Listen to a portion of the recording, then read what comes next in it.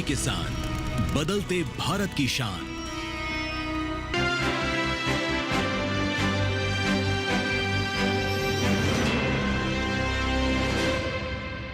नमस्कार, एक बार फिर से आपका खास मुलाकात में स्वागत है। मैं हूं आपके साथ हैदर जैदी और चर्चा हमारे साथ कर रहे हैं लगातार हरियाणा के कृषि एवं किसान कल्याण मंत्री श्री श्याम सिंह राणा जी हमारे साथ बने हुए हैं। और शुरुआत करते हैं एक बार फिर से आपसे और आपसे जानते हैं, क्योंकि चर्चा हमारी लगातार गन्ने को लेकर चल रही थी, तो गन्ने पर एक बार फिर से बात करते हैं, क्योंकि गन्ने को लेकर किसानों का यह कहना है कि मील में पेमेंट को लेकर भी दिक्कत आती है। देखिए, बात आपकी किसानों की पेमेंट तो 15 दिन में होती है। हमारे यहाँ कोई पेमेंट की यहाँ दिक्कत नहीं होती। सरकार इस बात का ख्याल रखती है। और गन्ने की फसल में किसान की आमदन बढ़ाने के लिए गन्ना किया जाता है। ये कैश क्रॉप है। ये इसमें गेहूँ है, धान है, वो 6 महीने में फसल होती है। ये जब आती है तो ये जब चलता है, ये इसकी पेमेंट 15 दिन में हो जाती है। इसके इंतजार नहीं करनी पड़ती। शुगर मिलों के अंदर जो व्यवस्था की है सरकार ने, 15 दिन में पेमेंट करनी होती है। 15 दिन में पेमेंट करनी होती है, क्योंकि कई राज्यों में अलग अलग जगहों पर चीजें सुनने को मिलती हैं, किसान कहते हैं। लेकिन आप हरियाणा की बात कर रहे हैं कि 15 दिन में पेमेंट हो जाता है, तो बड़ी बात है हरियाणा के किसानों के लिए। लेकिन गन्ने की खेती को लेकर यह भी कहा जाता है कि गन्ने की खेती और प्रोडक्शन को लेकर जिस तरह से किसान खेती कर रहे हैं, वाकई कहीं ना कहीं उससे ज्यादा आमदनी होने के चांसेस होते हैं। नहीं, प्रोडक्शन तो गन्ने की पहली बार जो बोया जाता है पहले साल, और जब दूसरी बार प्रोडक्शन आती है उससे ज़्यादा होती है गन्ने की प्रोडक्शन। और गन्ने का जो सिस्टम अब चेंज हुआ, जो अब बोने का स्टाइल चेंज हुआ पहले से, अब थोड़ा फर्क आया, क्योंकि मशीनें पहले नहीं थी, पहले लेबर से था। और लेबर से जो गन्ना कटता था वो लंबे समय तक चलता था। अक्टूबर से शुरू हुआ, अप्रैल तक चलता था। अब उसमें एक ट्राली की पर्ची आई है। एक ट्राली तो सारा एक एकड़ में, एक ट्राली थोड़ी सी जगह में हो जाती है। वो एकड़ ही खत्म करने में कई दिन लग जाते थे। अब जो स्टाइल आया, मशीन आ गई है, अब वो समस्या खत्म हो गई। अब गन्ने की जो बुआई है मशीन की कटाई के हिसाब से करते हैं। अब मशीन काटेगी उसको, उसी हिसाब से उसकी बुआई होती है। पहले लेबर काटती थी, फिर लेबर के हिसाब से बुआई होती थी। अब मशीन के हिसाब से होगी। अब कोई प्रॉब्लम नहीं आएगी। इसमें प्रोडक्शन भी बढ़ी है और टाइम भी कम लगेगा। ये इससे फायदा होगा और ये किसान की आमदनी इससे बढ़ेगी। देखिए, किसान की आमदनी बढ़ने की बात कर रहे हैं माननीय मंत्री जी। लेकिन माननीय मंत्री जी, एक योजना है प्रधानमंत्री सम्मान निधि, एक ऐसी योजना जो अंतिम पंक्ति तक के किसान तक पहुंच रही है। इस योजना को लेकर हरियाणा के किसानों का क्या कहना है और आपका क्या कहना है? शुरुआती प्रधानमंत्री जी ने की है, मोदी जी ने, किसान की आमदन को बढ़ाने के लिए। एक साल में 6,000 रुपये। लेकिन इसमें जो कोई किसान है 10 एकड़ का, कोई है 20 एकड़ का, कोई है 5 एकड़ का, कोई है 1 एकड़ का, कोई है आधे एकड़ का, कोई है एक कनाल का मालिक। एक कनाल वाले को भी वही मिलती है 6,000। उसके लिए बहुत महत्व की बात है। 20 एकड़ वाला तो कह सकता है जी मेरी तो आमदनी ज्यादा थी, मोदी जी तो थोड़े दे रहे हैं। लेकिन वो एक कनाल वाला जो खेती कर रहा है वो प्रधानमंत्री जी का दिन में कई बार शुक्रिया अदा करता है। बिल्कुल, गरीब किसान है वो, लेकिन वो खेती करने में उसकी गिरदौरी एग्रीकल्चर की होनी चाहिए। चाहे किसी का एक कनाल है तो भी उसको 6,000 मिलेंगे। ये बिहार है, उड़ीसा है, पूरा देश है। ये हरियाणा 37 राज्य है हमारे यहाँ। तो 37 राज्य के किसान हैं। कोई एक सिरे थोड़ी है सारे।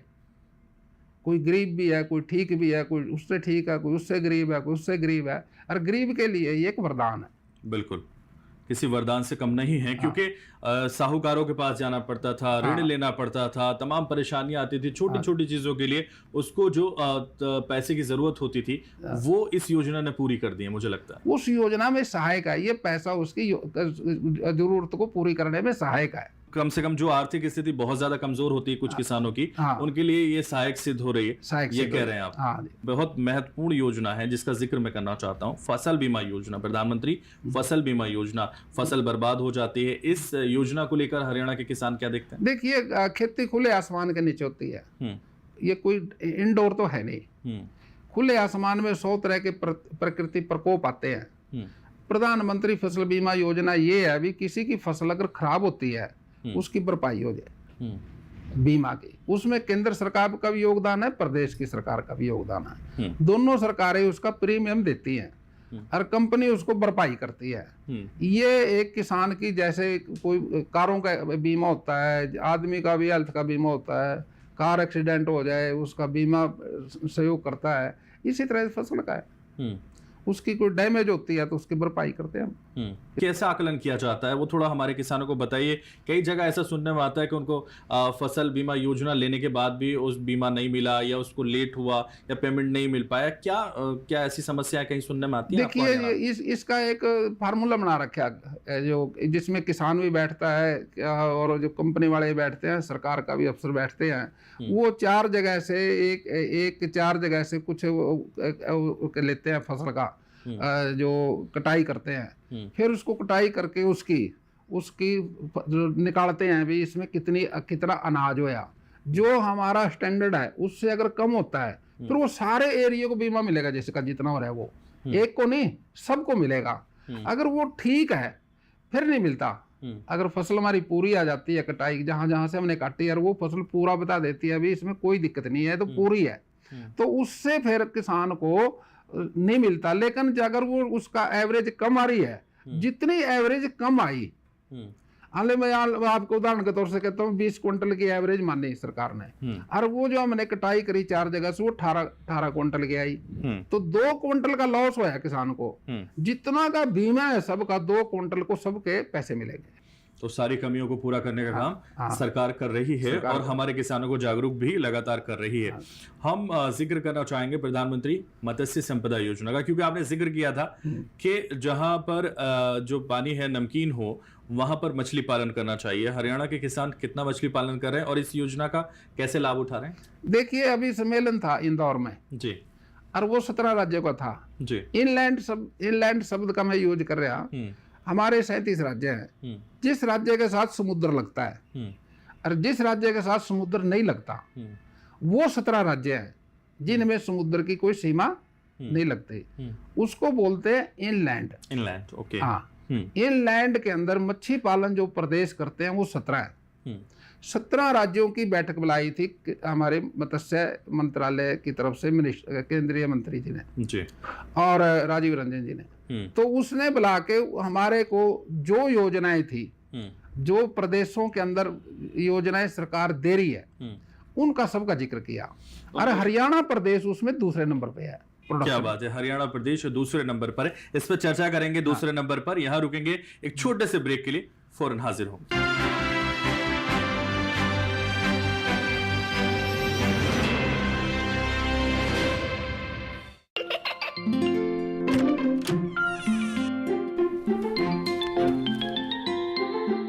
ये क्या हो रहा है? काशवी, इतने कम मार्क्स? काशू बेटा पढ़ा करो, पढ़ोगी नहीं तो आगे कैसे बढ़ोगी? मम्मा मैं भी तो आपसे यही कहना चाहती हूँ, पढ़ा करो। आप पढ़ोगे नहीं तो आगे कैसे बढ़ोगे? मतलब?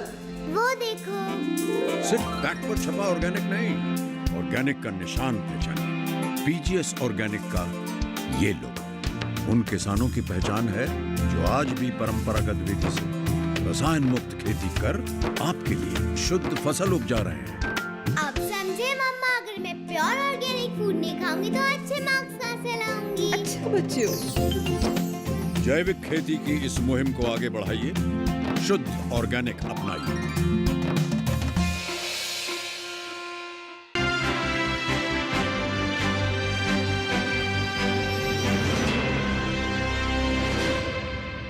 ब्रेक के बाद एक बार फिर से खास मुलाकात में आपका स्वागत है और आगे बढ़ते हैं। लगातार हमारे साथ कृषि मंत्री जी हैं और कृषि मंत्री जी से जान लेते हैं कि जो योजना को लेकर आप जिक्र कर रहे थे और हरियाणा दूसरे नंबर पर है, उसको लेकर क्या कहेंगे? कैसे ये दूसरे नंबर पर आया और राज्य कैसे पीछे रहे? देखिए सरकार ने जो हमारे को, जैसे बिजली खर्चा होता है, पहले 10 वोल्टेज पे था जो सोलर की लाइट थी, अब 30 पे कर दिया। अब उसकी जो कमी है, बिजली का जो बिल आता था, अब वो उसको राहत मिल गई, उसको होगी। अब पाउंड पे है, पाउंड की खुदाई पे सरकार सब्सिडी देती है और उसको रख रखाव के लिए उसका हर तरह से उसकी मदद करती है। हमारे किसान को किसी तरह की भी लेबोरेटरी बढ़ा दी, अब वो लेबोरेटरी गाड़ी है, गाड़ी जाएगी टैंक पे, पानी चेक करेगी, मिट्टी चेक करेगी, उसकी जो दिक्कत है उसको वही बता देगी। उसमें कोई उसको दिक्कत आएगी वो सारी चीज़ों से पहले उसको जानकारी दे देंगे, उसको कोई दिक्कत नहीं आएगी। हम भी दौरा करते हैं पौंड का, 10-10 तालाब हैं एक एक जगह, उनकी कोई दिक्कत है बिजली की, हम सरकार की स्पेशल लाइन में लाने के लिए भी कह देते हैं भाई इनको 24 घंटे की लाइट दो, और उसको सोलर की लाइट दे दी। मच्छी पालन है ये कोई 12 महीने नहीं होता, बीच में गैप भी आ जाता है 2-4 महीने का, उसमें वो जो सोलर लाइट से लाइट बढ़ेगी वो सरकार के खाते में चली जाएगी, और जब वो यूज करेगा तो उसके आ जाएगी 0% का बिल रहेगा, उसको आमदन में बढ़ोतरी होगी। तो ये सरकार की योजनाएं हैं हर तरह से। सरकार अब नमकीन पानी है हमारा यहाँ जो सेम है, हम सेम को ख़त्म करते हैं, सेम के पानी से टैंक बना के उसमें डाल के मच्छी पालन कराने का प्रावधान हमने शुरू किया है। भाई ये जो नमकीन पानी है ये झींगा मच्छी के लिए वरदान है। कुछ जगह तो जहाँ मीठा पानी है वहाँ पर नमकीन रला के फिर पालते हैं, नमक का यूज करते हैं। हमारे यहाँ प्रकृति ने नमकीन पानी है, तो यहाँ काफ़ी अवसर है हमारे प्रदेश के अंदर। हम इसको सेम को भी खत्म करेंगे और मच्छी पालन को बढ़ावा देंगे। बहुत अच्छी बात आपने कही, मछली पालन को बढ़ावा देंगे। एक जिक्र आपने किया यहाँ पर इनलैंड का, तो इनलैंड से एक शब्द निकल कर आया, लैंड टू लैब। माननीय केंद्रीय कृषि मंत्री ने कहा कि हम लैंड से लैब तक ले जाएंगे किसानों को, इसको लेकर आप क्या सोचते हैं? लैब तो हम गाड़ी में लैब बना रखी है हमने, हमारे गाड़ी है, गाड़ी के अंदर लैब है जी, और वो लैब हम तालाब तक ले जाते हैं। अब लैब तालाब तक पहुंचेगा? हाँ, और वो पहुंच रहा है वो। उससे कितना फायदा किसानों को? किसान को कहीं जाने की जरूरत नहीं पड़ेगी। हाँ। मतलब वो चलने फिरने वाली लैब है, वो जहां उसकी जरूरत होगी वहां जाएगी, उसकी मदद करेगी किसान की, किसान को आना नहीं पड़ेगा।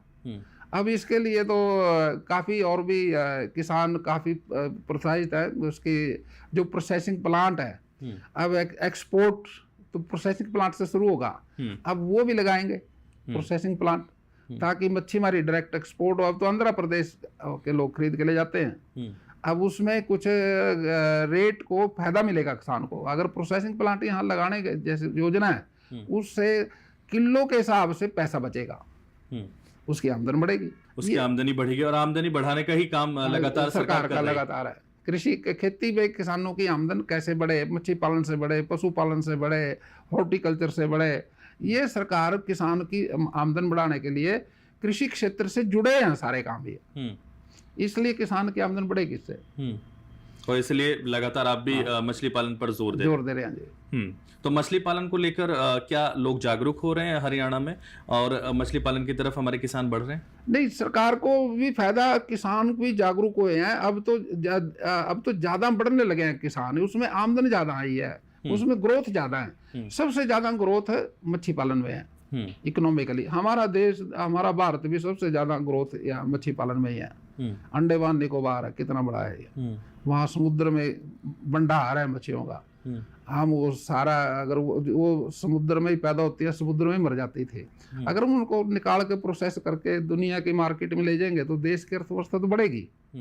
ऐसा नहीं है अभी कोई एक भारतवर्ष सबसे टॉप में है आज इस वर्ष के लिए। हरियाणा प्रदेश जो इनलैंड स्टेट है उनमें दूसरे नंबर पे है, पहले नंबर पे आने का प्रयास कर रहे हैं। जिस तरह से आप कह रहे हैं उससे लगता है कि बहुत जल्दी आ जाएगा। किसान, कई लोग मछली पालन से बचते हैं, वो मछली पालन की तरफ बढ़ते नहीं हैं, तो उनको क्या संदेश देना चाहेंगे कि मछली पालन की तरफ बढ़िए, या पशुपालन को लेकर लोगों की क्या राय है? देखिए, मछली पालन में कहीं कोई क्षेत्र ऐसा है जहाँ खुश्क एरिया है, कुछ किसान भाई जो सब्सिडी के लालच में काम कर लेते हैं, मानसिकता तो उनकी मच्छी पालने की नहीं होती, सब्सिडी की होती है, कहीं वहां जाके कुछ ऐसे जगह ब्रेक लग जाता है। जो मच्छी पालन करेगा, सब्सिडी की बात नहीं करेगा, सब मच्छी पालन की बात करेगा, वो किसान फेल नहीं होता, वो बिजनेस की बात करता है, वो तो बढ़ेगा आगे। और वो प्रकृति का सिस्टम जो है, जो सूटेबल साइट है, साइट पर डिपेंड करता है। ये एक प्रकृति का भी सिस्टम है जहां उसको आसानी से वो सामान सारा उपलब्ध हो जाए जो उसको जरूरत है। पानी की जरूरत है, पानी उपलब्ध हो गया, सरकार की बिजली की जरूरत है, बिजली उपलब्ध होगी, कुछ लेबोरेटरी की जरूरत है, लेबोरेटरी उपलब्ध होगी, लेकिन उसकी डिमांड, उसका बिजनेस ही मच्छी पालन है, उसकी तरफ ध्यान देगा। ठीक है, लेकिन अगर हम जिक्र करें, ऐसी तमाम योजनाएं भारत सरकार चला रही है जिससे हमारे किसानों का विकास हो रहा है। हमारे हरियाणा के किसान कितने विकास के पथ पर हैं आपके अकॉर्डिंग एज ए कृषि मंत्री? देखिए, आप ही देख रहे, मच्छी पालन में दूसरे नंबर पे है, एग्रीकल्चर में 15% अनाज देता है, खेलों के अंदर 10-12% हमारा बड़ा योगदान है आबादी के हिसाब से, आर्मी में हमारा कितना योगदान है। हमारा तो किसान हर तरह से मजबूत है। अब किसान सरकार हमेशा उसके मदद पे रहती है। खेती में हरियाणा प्रदेश अच्छी स्थिति में है। हरियाणा प्रदेश खेती में अच्छी स्थिति में, स्पोर्ट्स में अच्छी स्थिति में आप कह रहे हैं, और तब लगातार खेलों में अच्छी स्थिति में, खेलों में अच्छी स्थिति में है। लेकिन अगर हम बात करें युवाओं की, खेल की तरफ तो युवा बढ़ रहे हैं, कई युवा ऐसे हैं जो खेती से बच रहे हैं, उनको क्या कहें? देखिए, अभी खेती का काम जो था ना, बीच में सरकारें आई, आजादी के बाद जो सरकारें लंबे समय तक चली, अब उन्होंने जो MSP है अनाज का, उसकी तरफ ध्यान नहीं दिया। आमदन कम होती चली गई। जिस धंधे में आमदन कम होती चली जाएगी, लोगों का उनका मोह कम होता चला जाएगा। अगर वहां से आमदन रहेगी तो मोह बढ़ेगा। मोदी जी हर साल MSP बढ़ाते हैं और किसान की मदद करते हैं, तो किसानों का रुझान उस तरफ होगा। अगर इसमें कुछ आमदन नहीं होगी, आप बिजनेस करते हो, उसमें आमदन नहीं है, तो बंद कर दोगे आप। बिल्कुल, घर से थोड़ी देंगे, लेबर भी है, कहाँ से देंगे? सरकार का काम है भी उसकी हर तरह से। पहले किसान का पैसा बीजेपी की सरकार आने के बाद किसान के खाते में आना शुरू हुआ, पहले तो नहीं था। अब जितनी फसल बेची किसान ने, उसका पैसा आड़ती के खाते में चला जाता था, लेकिन अब डायरेक्ट किसान के खाते में आ रहा है। अब पहली बार भारतीय जनता पार्टी ने किया, भाई जिसका माल उसी का पैसा। ठीक है, तो इस पर चर्चा लगातार जारी रखेंगे। यहां रुकेंगे एक छोटे से ब्रेक के लिए, फौरन हाजिर होंगे।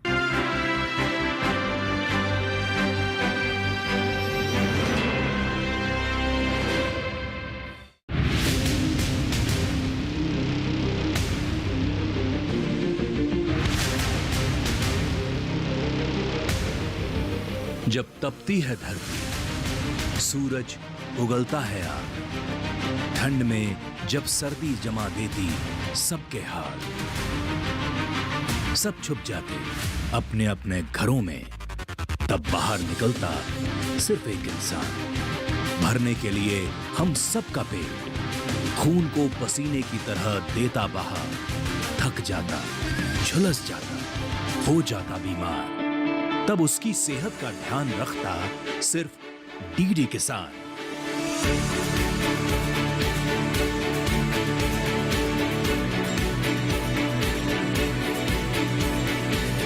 देखिए स्वस्थ किसान शनिवार शाम 6 बजे लाइव, सिर्फ दूरदर्शन किसान चैनल पर।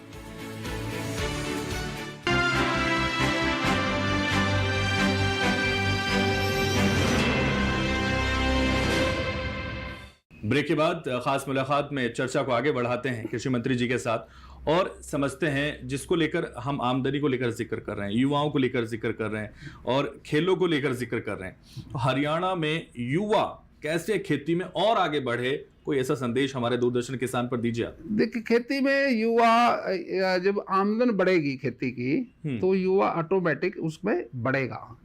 अब मैंने जो जिक्र किया था, देश आज़ादी के बाद देश में सरकारें चली, लगातार चली, लेकिन जो MSP था, एक बार 1966 के आसपास की बात है, पहले की, 66 से पहले की, हरियाणा जब बना नहीं था और बन भी गया था तो थोड़े दिन का था।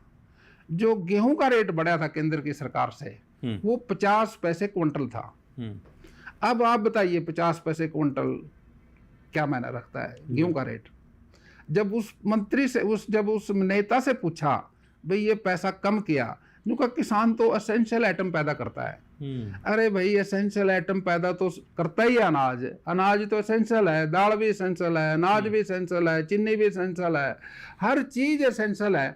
क्या फिर एसेंशियल पैदा करने वाले को उसका रेट नहीं देंगे? रेट देना चाहिए। जब नहीं रेट दिया तब किसान इस पैसे से दूर हुआ। जब इसमें पैसा आना शुरू हुआ, मोदी जी ने एक विश्वास दिया, मैं किसान की आमदन को दुगना करूंगा, भरोसा दिया, लोगों का रुझान बढ़ गया और हर बार MSP बढ़ के आने लगा। वो बात सार्थक भी होगी, आमदन भी बढ़ी, मच्छी पालन में बढ़ी, पशुपालन में बढ़ी, हॉर्टिकल्चर में, साग सब्जी में बढ़ी, आपकी फसल में बढ़ी, एमएसपी हर साल बढ़ के आता है। उससे किसान की आमदन बढ़ी है, सरकार सब्सिडी देने शुरू की। अब सरकार ने काफ़ी सब्जियां जो हैं हरियाणा के अंदर उसका भाव अंतर पूरा करती है। आलू की फसल है जो उसका रेट तय कर दिया, अगर मार्केट में उससे कम बिकता है तो उसका भाव अंतर सरकार पूरा करती है। भाई इतने पैसे कम बिका है, इसके पैसे दो, उसको पैसे देती है। तो क्यों नहीं करेगा खेती वो? अगर उसको आप घाटे में रखोगे फिर वो कितने दिन करेगा? तो अब फायदे में है, इसलिए फायदे अब में खेती की तरफ बढ़ रहे हैं। खेती से बढ़ तो रहा है। आपको लग रहा है कि युवा भी अब खेती की तरफ खेती की तरफ बढ़ रहा है युवा भी। तो ये भारत की सरकार देखिए, देश में सबसे बड़ा एग्रीकल्चर सेक्टर है। देश में कभी युद्ध चलता है तो बफर स्टॉक चाहिए। दुनिया को सबसे पहले खाने का अनाज चाहिए, उसके बगैर बात नहीं बनेगी। इतनी बड़ी संख्या है देश में भारतवर्ष की, तो ये किसान ही है, उसको खाने की गारंटी देता है, खाद्य सुरक्षा की गारंटी देता है। आपको खाने की गारंटी भी किसान देता है। दिल्ली के जितने लोग हैं, शहरों में जितने लोग हैं, ये खेत में जो काम करते हैं किसान ये गारंटी देते हैं, हम तुम्हारे को भूखा नहीं मरने देंगे, आप जो मर्जी करो, अन्न आपको जरूर मिलेगा। बिल्कुल, ये किसान है। किसान पूरे देश को गारंटी दे रहा अन्न की, बिल्कुल, सुरक्षा की, खाद्य सुरक्षा की। आप निश्चिंत रहो, आप अपने काम में लगे रहो, भोजन की कोई दिक्कत नहीं आएगी। और इसीलिए जो है माननीय प्रधानमंत्री जी लगातार गारंटी दे रहे हैं कि हम भी आपको एमएसपी बढ़ा के देंगे, हम भी आपको लगातार मदद करेंगे और तमाम योजनाएं चलाकर अंतिम पंक्ति तक के किसान तक पहुंचेंगे। यही रीजन है। अगर जो युवा कहीं ना कहीं आपको लगता हो कि वो मुंह मोड़ रहे हैं खेती से, उनको क्या कहेंगे? देखिए, युवाओं का जो अभी जो रहन सहन हुआ, पहले हमारे देहात में जो रहन सहन था वो सादा था। माँ बाप खेती से जुड़े थे, बच्चे खेत में जाते थे, बच्चे सारे खेती का काम करते थे। हम बचपन में थे, अपने परिवार वाले को लोग भैंस चलाते थे, गाय चलाते थे, हल चलाते थे, वो कल्चर था। अब कल्चर में थोड़ा चेंज आया, सुविधा ज़्यादा आ गई। अब तो ये एसी नहीं निकलने देता बाहर, पहले एसी नहीं था, कोई दिक्कत नहीं थी। पेड़ थे, पेड़ की छाया के नीचे दोपहरा कट जाता था। हेल्दी गबरू थे गाँव में, गबरू तगड़े तगड़े मजबूत, इसलिए आज भी आप भी गबरू लग रहे हैं। गबरू तो गांव में तो गबरू ही पैदा होते हैं। अच्छा, ये हमारे दूरदर्शन किसान पर जो दर्शक आपको देख रहे हैं, उनको अंतिम संदेश दीजिए हमारे खास कार्यक्रम में। मुझे गर्व है इस बात का, मैं हरियाणा का कृषि मंत्री हूं और आज हरियाणा प्रदेश के कृषि मंत्री की बात आपके माध्यम से सारे देश में गई। देश के किसानों ने सुनी, भाई बहनों ने सुनी, और मैं उनका शुक्रिया अदा करता हूं। उन्हीं के प्रयास से आज भारतवर्ष मजबूत हुआ है, प्रदेश मजबूत हुआ है कृषि क्षेत्र के अंदर, और उनके ही खून पसीने से ये खेती का काम बढ़ा है ये।